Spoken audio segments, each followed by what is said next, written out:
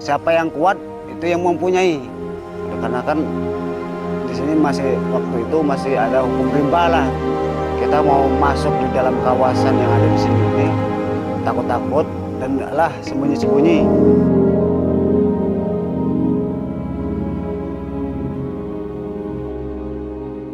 Nah ini sebelum ada kerjasama dengan KPH tahun 2013 kemarin itu.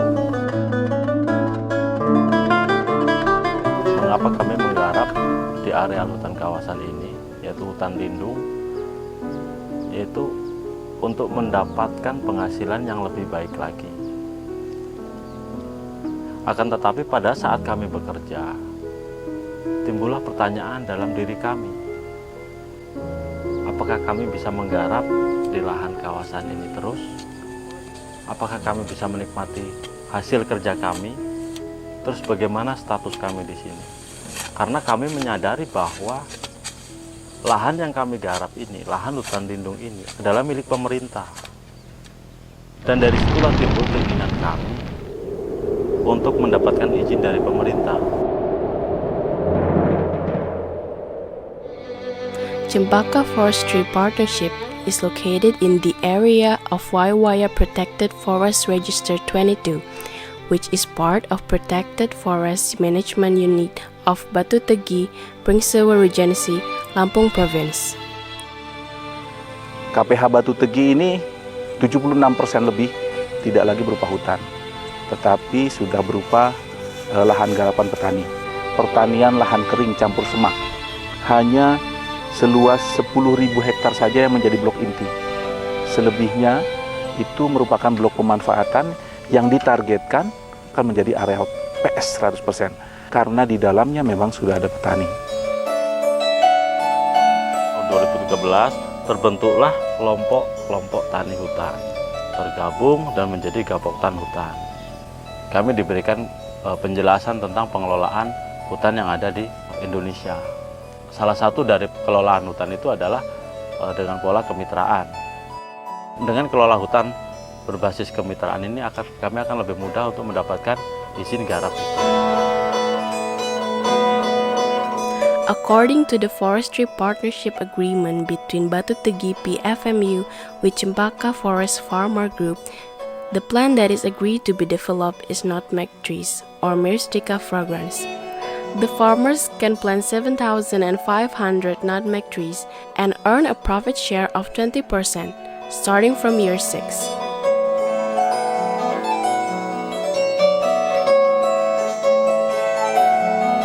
Sekarang alhamdulillah setelah KPH masuk ke sini, kita dibina, kita diberi kekuasaan yang jelas tentang masalah surat-surat menyuratnya kan. Karena dengan izin itu kami bisa bekerja dengan tenang, dengan aman, dan kami merasa terlindungi oleh pemerintah. Yang semula kami disebut sebagai perambah berubah menjadi petani hutan.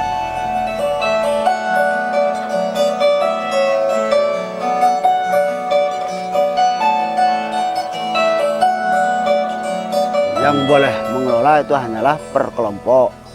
Itu pun kan kelompok itulah sendiri yang mempunyai.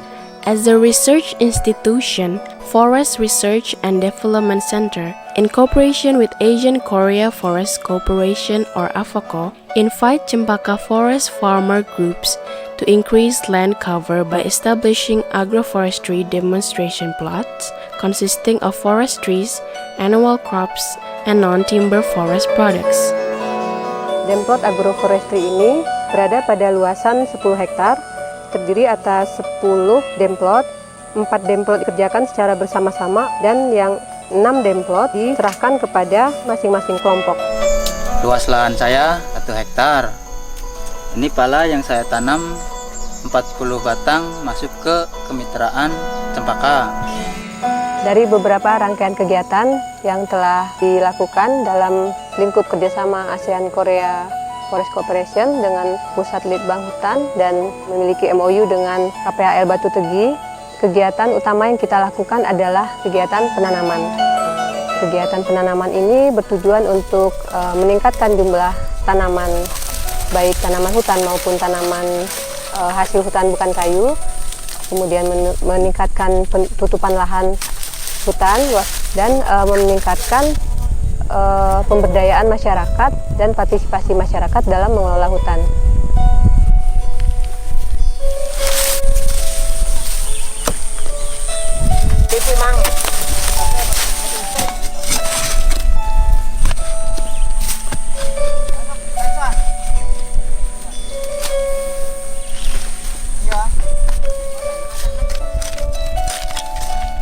Masyarakat dilibatkan langsung mengukur sendiri lokasi demplot dan nanti tanaman yang ditanam pun mereka ambil titik koordinatnya menggunakan GPS secara langsung.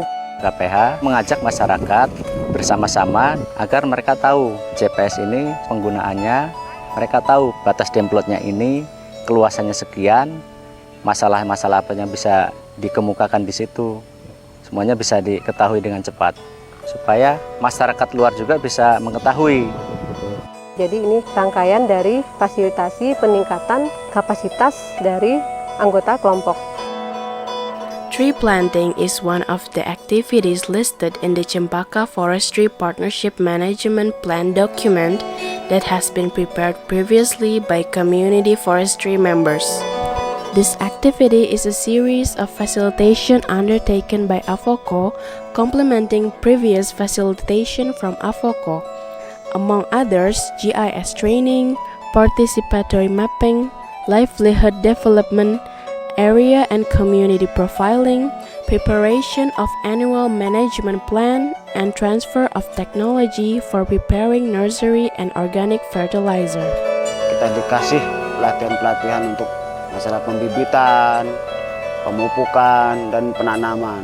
Untuk pemeliharaan daripada tanaman yang ada di sini ini, kita melalui proses satu harus ada pemupukan awal.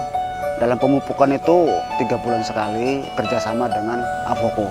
Dan untuk pembersihan gulma-gulma kayak rumput gitu, kita kerjakan bersama-sama bergotong royong antar kelompok. Kita terlebih dahulu mengadakan diskusi, membahas jenis tanaman apa yang diminati oleh petani, anggota kelompok. Di samping tanaman HHBK, di sini kita juga mengadakan pengayaan terhadap jenis-jenis tanaman hutan. Untuk tanaman hutan disepakati adalah tanaman pala, juga ada cengkeh, ada maja, damar mata kucing, manggis, cempaka kuning yang memiliki banyak manfaat. Lada perdu bukan lada sulur, jadi lebih cepat panen. Kemudian untuk empon-empon diantaranya adalah jahe merah dan temulawak. Masyarakat berpartisipasi dalam menyediakan sebagian bibit pisang, serai, dan gamal. Kami ingin sekali memperbanyak jenis tanaman dari yang sudah kami dapat dari pelatihan-pelatihan itu bisa kami kembangkan di sini. Ini bibit cempaka ini, kita dapat sekitar 300 batang bibit cempaka. Ini damar mata kucing.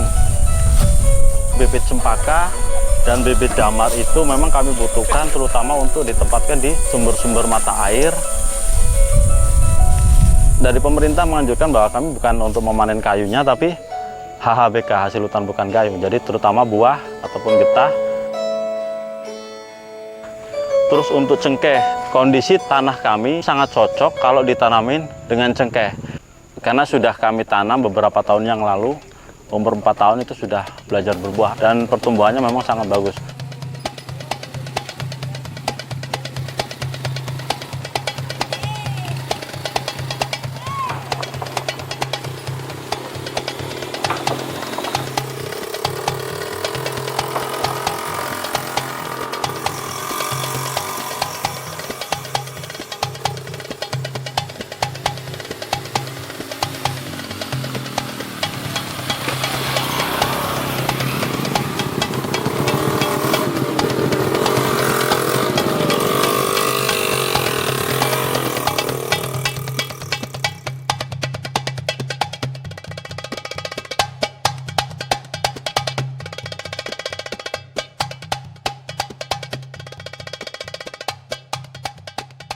Dampak dari perubahan iklim saat ini sangat terasa, terutama untuk orang yang melakukan kegiatan penanaman. Kadang-kadang sepanjang tahun tuh hujan terus, tapi juga nanti ada suatu waktu musim kemarau yang berkepanjangan.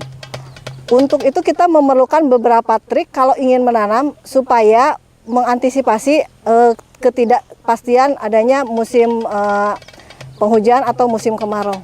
Misalnya kita bisa memberikan naungan, apalagi kalau tanaman yang kita tanam itu memang di awal pertumbuhannya itu cenderung membutuhkan naungan atau tidak bisa langsung kena cahaya matahari terus-menerus gitu.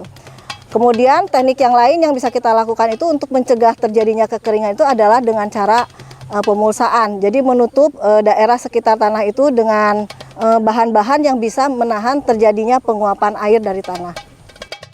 Dalam menjaga kelembaban tanah, mengantisipasi kemarau panjang atau misalnya hujan terlambat begitu, kita menggunakan mulsa. Kebiasaan orang sini, kearifan lokal di sini kita gunakan tadi seperti tadi pelepah pisang, alang-alang, daun aren atau daun kelapa gitu Pak. Inovasi tadi kita peroleh dari kebiasaan petani di sini, terus kita pelajari secara ilmiahnya, dirancang sehingga kita pengaruhnya terhadap pertumbuhan tanaman itu gimana gitu. Misalnya dari mulsa yang tradisional seperti ini, pelepah pisang atau apa, terus dibandingkan dengan menggunakan plastik sehingga bisa ramah lingkungan dan lebih murah, tapi secara ilmiah bisa dipertanggungjawabkan. Kami juga ingin dari hasil hutan itu bisa untuk peningkatan ekonomi di kelompok kami. Dan kami juga merasa bahwa kita harus juga ada kontribusinya kepada pemerintah. Ketika petani sudah bisa menyumbangkan 20% dari hasil kemitraan ini kepada pemerintah daerah, maka kami yakin bahwa fungsi hutan itu sudah kembali. Pohon ini hanya bisa panen ketika pohon ini besar. Jadi pasti areal ini sudah hijau. Di sebelah sana itu masih kelihatan gundul. 3 tahun lagi, walaupun belum panen, pasti sudah hijau.